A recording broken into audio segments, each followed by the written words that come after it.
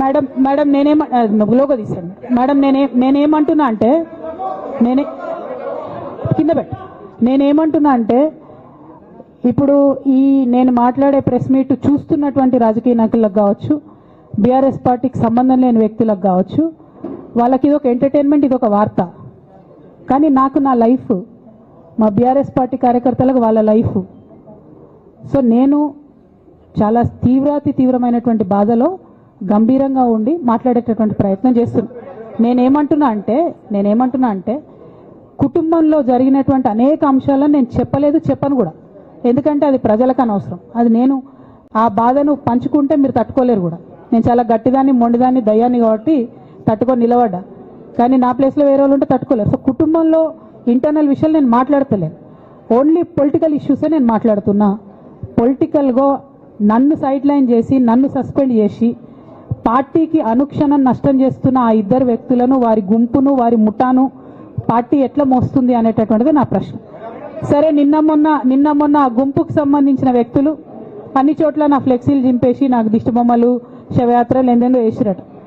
ఈ ఉత్సాహం కేసీఆర్ గారి మీద సిబిఐ ఎంక్వైరీ చేస్తా అని రేవంత్ రెడ్డి గారు అన్నప్పుడు ఎక్కడ చచ్చిపోయింది ఆ ఉత్సాహం నేను అడుగుతా ఉన్నా. ఎందుకు చేయలే రేవంత్ రెడ్డి గారి దానాలు, దిష్టి బొమ్మలు ఎందుకు చేయలే? ఏం అండర్స్టాండింగ్ ఉంది మీకు? నా ప్రశ్న సింపుల్. నన్ను వ్యక్తిగతంగా ఏదో చేస్తారన్నది కాదు. నాకు నష్టం జరిగేదే లేదు. ఎందుకంటే ప్రజలు చూస్తున్నారు, ప్రజలు గమనిస్తున్నారు. తెలంగాణ ఆడబిడ్డలు తమ ఇంటి ఆడబిడ్డలుగా ఆదరించారు నన్ను. ఒక్కొక్కరు అడిగితే అర్థమవుతలే, ఏం అర్థమవుతలే.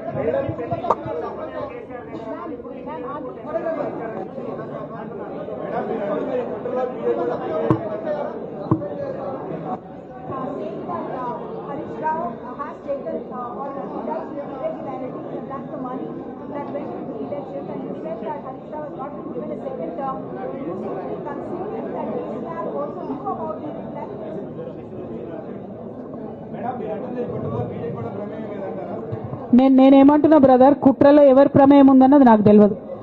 నన్ను సస్పెండ్ చేసిండ్రు. బీఆర్ఎస్ పార్టీకి, తెలంగాణ ఉద్యమానికి, తెలంగాణ ప్రజలకు 20 సంవత్సరాలు నా జీవితంలో కష్టపడ్డా కాబట్టి ఒక అపీల్ చేస్తున్నా నేను ప్రెసిడెంట్ కేసీఆర్ గారికి, వర్కింగ్ ప్రెసిడెంట్ కేటీఆర్ గారికి. మన కుటుంబాన్ని విచ్ఛిన్నం చేసి పార్టీని హస్తగతం చేసుకోవాలనే కుట్ర జరుగుతుంది. దాన్ని తిప్పికొట్టండి. అవినీతి తిమంగళాలని బీఆర్ఎస్ పార్టీలకు వెళ్ళి తీసి బయటపడేయండి. అల్టిమేట్గా ప్రజలకు సేవ చేసే దాంట్లో మనం ముందుకెళ్లాలనేది నా ఆలోచన.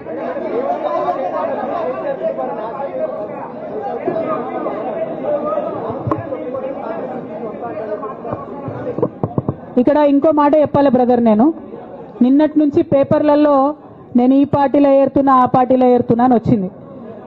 నేను ఏ పార్టీలో కూడా చేరను. నాకు ఏ పార్టీతో అవసరం లేదు. నేను ఫ్యూచర్లో ఏం చేయాలనే విషయం జాగృతి కార్యకర్తలతోని, తెలంగాణ మేధావులతోని, బీసీ బిడ్డలతోని, సామాజిక తెలంగాణ కోసం పనిచేసేటటువంటి అన్ని వర్గాల ప్రజలతోని, అందరితోని మాట్లాడిన తర్వాత నిర్ణయం తీసుకుంటా. కానీ తొందరపడి నిర్ణయం తీసుకునే అవసరం నాకు లేదు.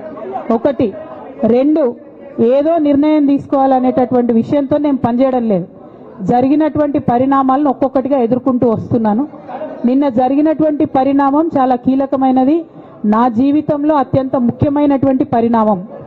కాబట్టి చాలా ఆలోచించి, ఆచితూచి, అల్టిమేట్గా తెలంగాణ ప్రజలకు లాభం జరిగేటటువంటి నిర్ణయం తీసుకుంటా తప్పితే నా కోసం నిర్ణయం తీసుకోవాల్సిన అవసరం లేదు.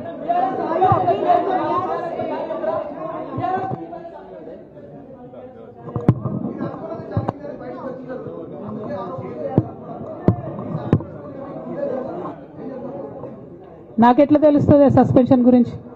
నాకైతే రేవంత్ రెడ్డికి ఉన్నట్టు ఆడ దూతలు లేరు. అక్కడ సార్ సగం ఇడ్లీ తింటే బయటకు చెప్పేటటువంటి సిస్టమ్ నా దగ్గర లేదు. సో అక్కడ ఏం జరిగిందో నాకు తెలియదు, ఎవరు నా గురించి ఏం చెప్పారో నాకు తెలియదు. Ma'am, it is but natural.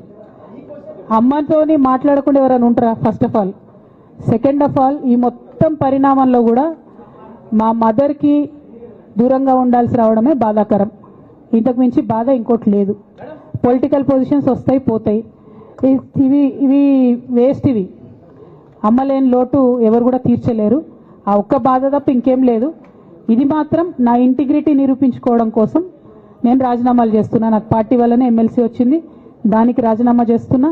నేను పార్టీకి నష్టం చేసినాను అని చెప్పి పార్టీ నాయకులు మా నాన్నగారు భావిస్తున్నారు కాబట్టి పార్టీ కూడా రిజైన్ చేస్తున్నా.